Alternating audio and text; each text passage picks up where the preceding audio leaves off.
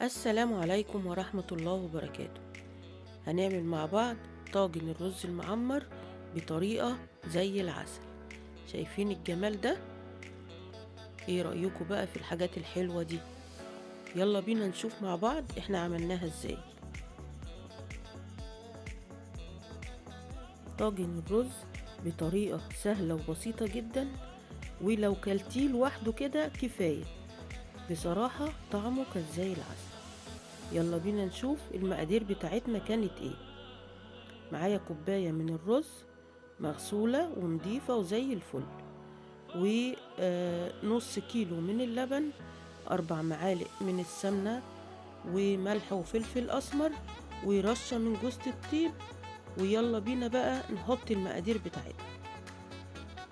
شايفين يعني حاجات سهلة وبسيطة جدا، بس الطعم حكاية.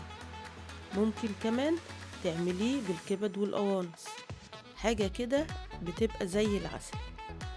هنحط معانا الكوباية من الرز، هحط كوباية بس من الرز،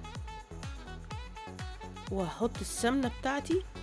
هنحط الملح والفلفل الأسمر، و4 معالق من السمنة، وهنغلف الرز بتاعنا بالسمنة ده كويس جدا.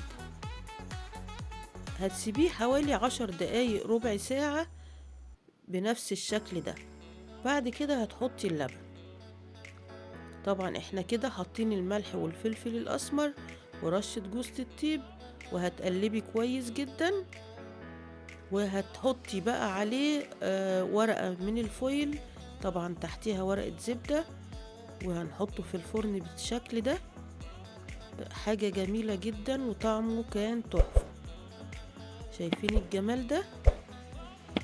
كده انا طلعته من الفرن، استوى، طعم وريحة زي العسل. بتهدي النار عليه، بيقعد حوالي نص ساعة.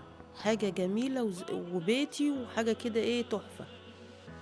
لو عجبك الفيديو ما تنسيش تتابعيني على جميع المنصات، وتحياتي للجميع، ونلتقي في فيديو آخر إن شاء الله. والسلام عليكم ورحمة الله وبركاته. يا سيدي يا سيدي على الجمال.